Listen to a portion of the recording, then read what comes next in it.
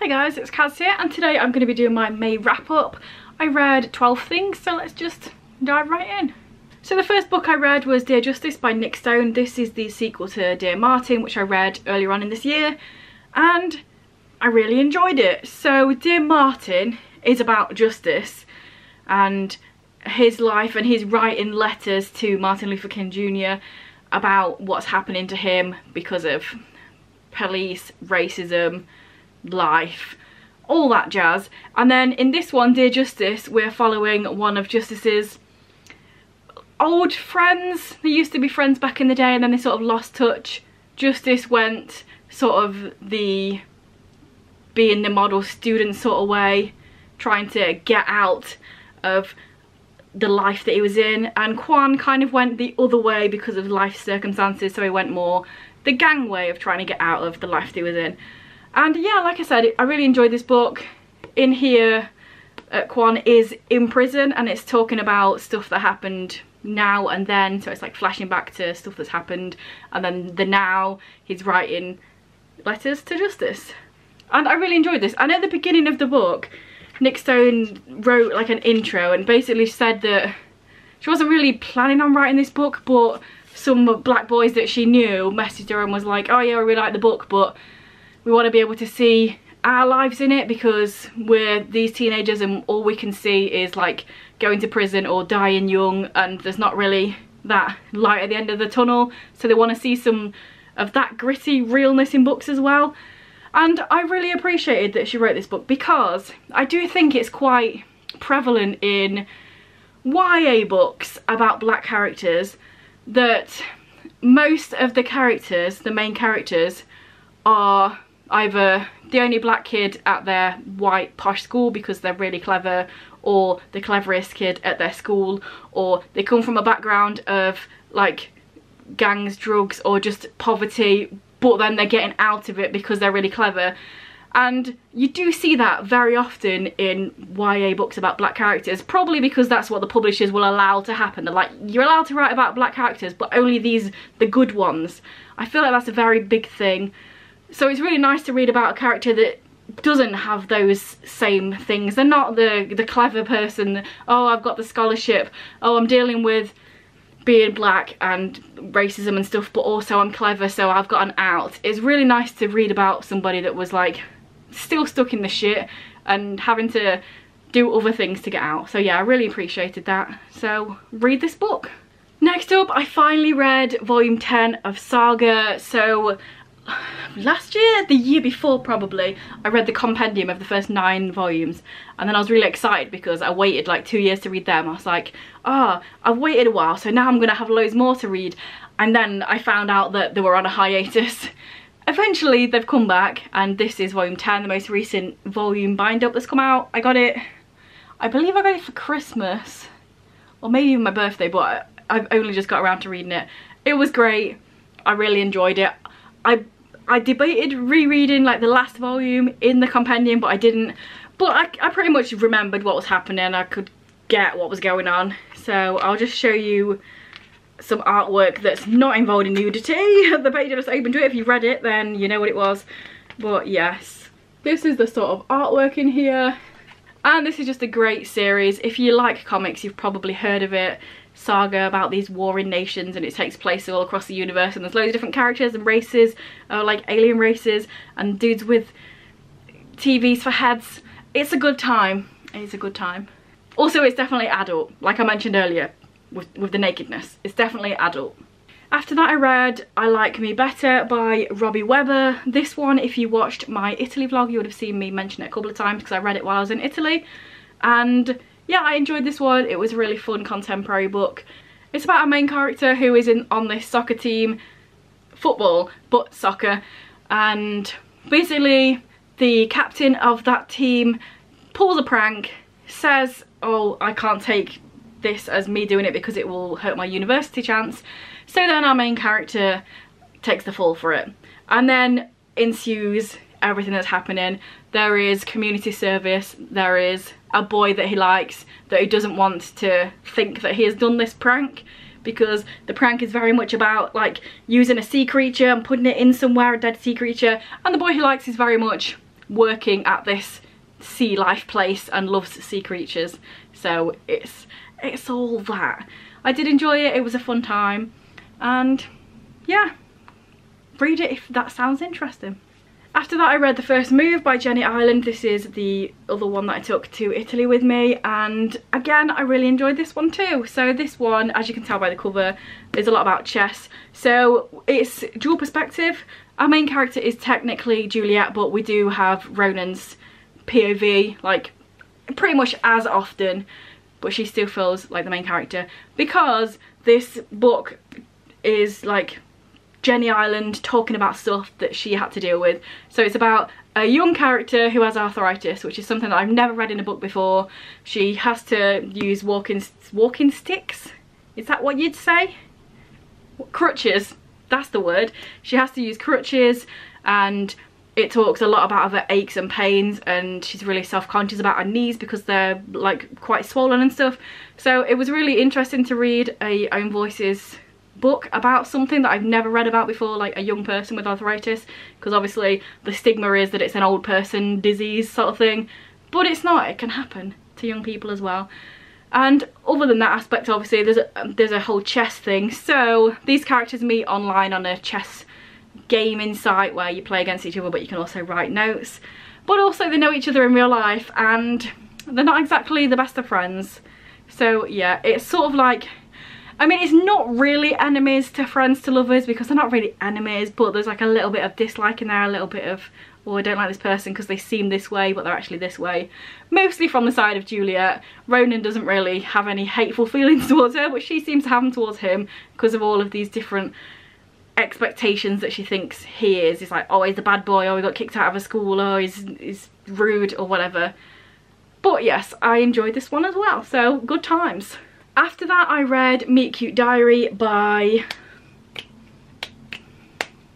Emery Lee, and this one unfortunately I didn't enjoy as much as everything else I've read so far. I gave this one a 3 stars. I don't even know what it was, I wasn't connecting to the characters. I didn't really like any of them, none of them were likeable. The main relationship in the story I didn't like either. It just like, so basically it follows this trans boy and he's staying with his brother in a state because his parents are off buying a house in a new state because they're moving. Because he's trans, they're moving out of their very transphobic state to one that's a little bit more accepting. So for the summer he's staying with his brother, and he's just a very unlikable, and not in a good way. So you can have an unlikable character that also has qualities, but it's like spending $200 on just random shit and then being annoyed that his parents cut off his credit card. Just stuff like that. It's like, bro, stop being so entitled.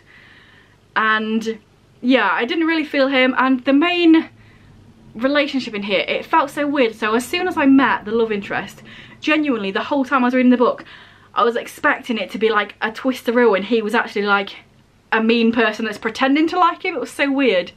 Like that was the vibe I got. I just didn't, yeah, he was weird and I didn't find the vibe at all throughout the whole book. But basically, Meet Cute Diary, he also has this Tumblr, and it's all about meet cutes with trans characters, and then a big old drama kicks off with that because of other people on Tumblr saying, oh, this isn't real, or they've plagiarised, or blah blah blah blah blah, all that sort of jazz.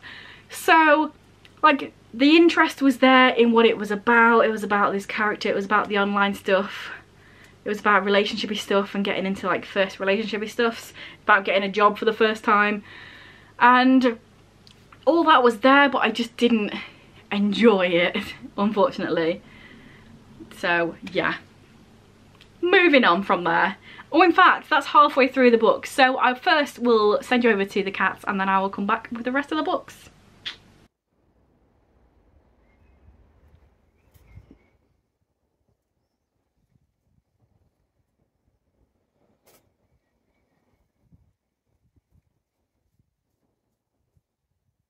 So next up I read Cinder by Marissa Meyer. This is the first book in the Lunar Chronicles. I'm sure you're all aware, I'm very behind on this. So this is a series that I've obviously heard of for years because it's been out for years, and I never really had an inkling to read it. But then I found the first 2 books in The Works, and if you're from England you know The Works is a super cheap shop. So I got them brand new, even though it doesn't look like it because I ripped half the cover off with the sticker. But I got them brand new for like £1.50 each, so I thought, you know what, I'll have it. and that was a couple of years ago, and they've been sat on my shelf, and a couple of times as I've been like unhauling stuff in the past, I thought, shall I unhaul them? But every time I've thought, no, I'll give it a try eventually. Eventually was this month, not this month, last month, the month of reading this. And then the only reason I picked it up was because the buzzword challenge was flavours, seasonings, and I had 2 books that could fit that. Cinder, because like Cinder Toffee, and Daughter of Smoke and Bone, because smoke. They were literally the only 2 books I could have picked, and this one was smaller, I think, which is the reason I picked it. But I'm glad I did, because I actually did really enjoy this book. Imagine that, it's just been sat on my shelf forever, and I finally had a reason to read it, an excuse to actually pick it up, and I really enjoyed it. So this is like a retelling of Cinderella. As you can tell, it's called Cinder. She's got a foot on the cover, a shoe, all that jazz. But the twist is it's sci-fi, and Cinder is actually a cyborg and has different parts. One part being a false leg, which is kind of a really fun twist on that old leaving your shoe at the palace, leave your whole leg. But yeah, I actually really enjoyed this. Now here's the thing, was it predictable? Yes. Did I expect almost everything that happened to happen? Yes. But did I have a good time reading it? Also yes. So I really had a good time. Any twist wasn't really a twist because I saw it coming a mile off. But on the other hand of that, I didn't know how like alien based this was going to be. I knew it was sci-fi, I knew it was a cyborg type thing, but I didn't know that like the Lunar Chronicles, the Lunar in the Lunar Chronicles was about actual aliens that live on the moon. So that was a really cool aspect that I wasn't expecting. Alien-y, sort of almost humanoid, but they have the power to manipulate people's emotions. I thought that was really interesting. That was something that I wasn't expecting from the book. So yes, it was a good time. Hopefully I'll read the next book soon, because I do actually own the second one. And yeah, glad I finally read it and didn't just unhaul it for no reason. After that I read Through the Woods by Emily Carroll. This is a bunch of short stories, graphic novel, all about this woods and like different crazy stuff happening. And I enjoyed it, it was a fun time. The artwork is like quite basic, but in a way that it's still atmospheric. So I'll try and give you an example. So we have stuff like this, quite dark, quite dingy. And then each of the stories had sort of a little bit of a different vibe. So this one is very much blue and red. It's a lot different than the sort of grey vibe of the first one. And a bit later on we've got very blue. So yeah, I enjoyed this. I thought it was interesting how all of the stories were open-ended. They were like a tale, but they didn't really end in a specific way. They were always open-ended. There was always a little hint of something that could be happening afterwards, which I thought was a fun time. And yeah, I enjoyed it. It wasn't like my favourite graphic novel in the world, but I'm glad I read it. I'm glad I picked it up. And I thought most of the stories were good and creepy and a bit weird, but good, yes. Then I read My Name is Sunshine Simpson by G.M. Linton. This is a middle grade book that's just come out recently, and it's about sunshine and pretty much just life, school, family, very family based.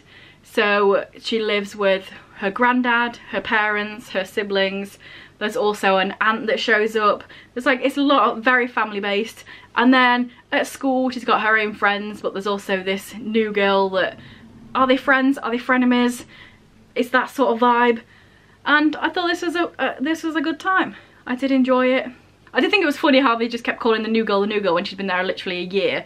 And like, when you're this age, a year is a lifetime, so you would not think of somebody as the new person still after a year. But that's just my adult brain thinking that when I was a child, a year was like 10 years, which it was really, wasn't it?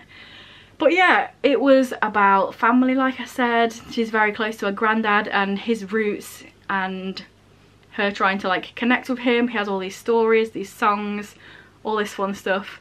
And then also a large part of it is about this talent show that was coming up at school and her not knowing what to do. She doesn't feel like she has a talent, she just kind of exists. It's like, I'm a person, but can I sing, can I dance, can I do this? And she just feels like she can't, so it's that sort of vibe throughout as well. Trying to figure out who she is, where she fits in, and I enjoyed it.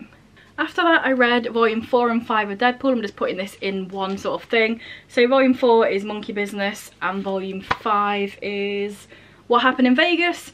So if you've seen like some of my recent videos, you would know I've been collecting these for ages. I finally actually finished collecting them. So I'm just making my way through, reading a couple of volumes every month to actually get them read, because they've been on my TBR for literally years and years and years. But yeah, it was a fun time. It's Deadpool doing Deadpool-y stuff, doing silly stuff. Each of the volumes has different things kicking off. There is sort of a linear going through, like stuff that's happened before. Like in one of the previous volumes, he got loads of money, so it's mentioned that he's got loads of money. But at the same time, you can just read them as individual volumes and just have a fun Deadpool-y time. Kicking off, killing stuff, making jokes, all the Deadpool stuff. So of course I'll show you some artwork, because that's the kind of guy I am. So here's one in here. And just for good measure, I'll do the other one as well. This one has got Spider-Man in as well. Well, that whole page is pretty much Spider-Man, but there you go. And yes, I enjoyed both of these. After that, I finally read volume 4 of Rat Queen's High Fantasies. So again, I've had this for quite a while. I think it was for Christmas, and I'm finally reading it. But again, I didn't reread volume 3, and I'm kind of glad, because there's this whole thing about volume 4. It's kind of a soft reboot. Different dramas were happening in the writing team and stuff was kicking off. And then in volume 3, like loads of stuff happened, but then in volume 4, it didn't happen. So I'm kind of glad I didn't reread volume 3, because like none of that's really in my head. I kind of remember a little bit, but not a lot. So I wasn't mad about this.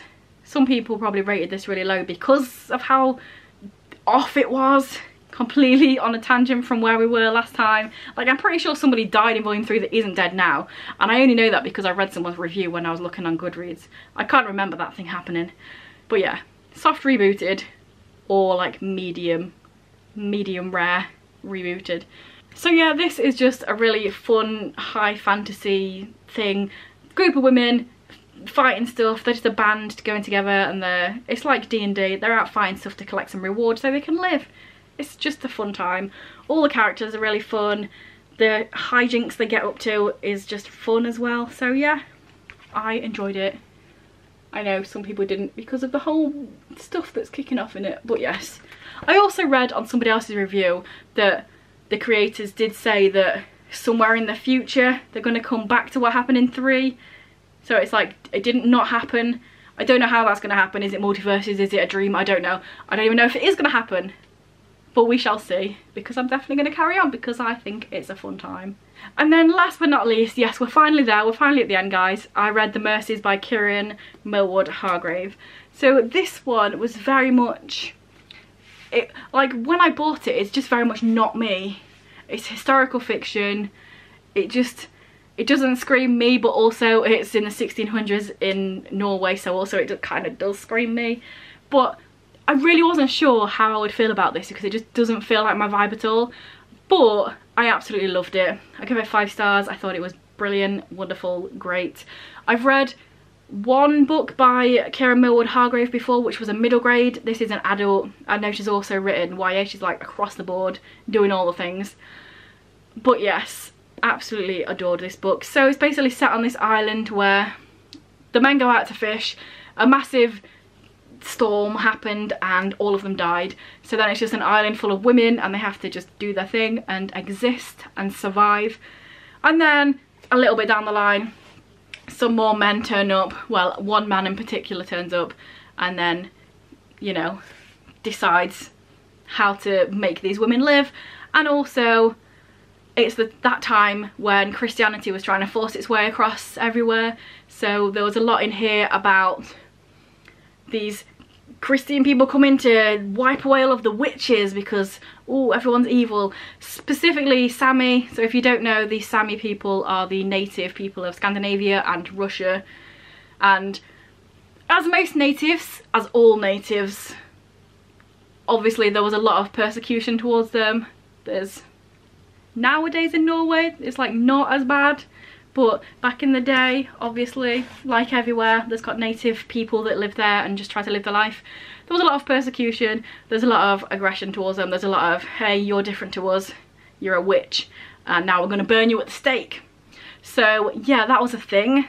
And yeah, I really enjoyed this book. Also, it's sapphic, so our main character in here is living her best life. Then obviously this man turns up, but he's also got this new wife with him, and she starts to create this bond with the wife, this friendship, and then she starts having feelings for her and stuff. And yeah, it's like, it's a hard read, but it's a great read. I cried quite a bit towards the end as well. There's some very graphic, vivid, horrible things happening to women for no reason. But it's also like an actual real story. Obviously this is fiction, but it's based on true events. So the island is real, the storm that happened was real, and what was it, like 11 women got accused of getting together, being witches, creating the storm to kill off the men, so they all got killed in real life.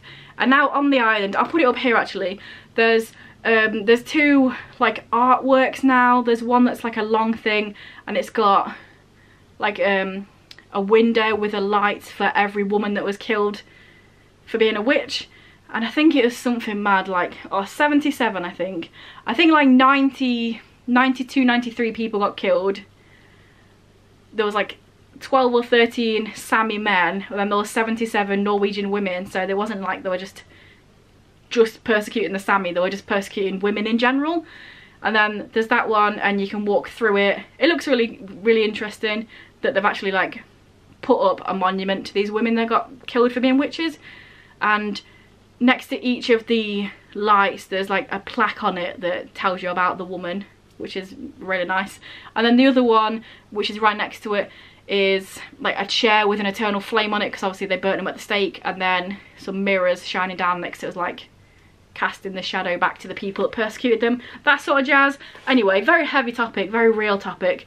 Obviously this is a fictionalized event in here, but like based on real life. And yeah, I just thought it was amazing, great. If you haven't read it, read it, because it's really good.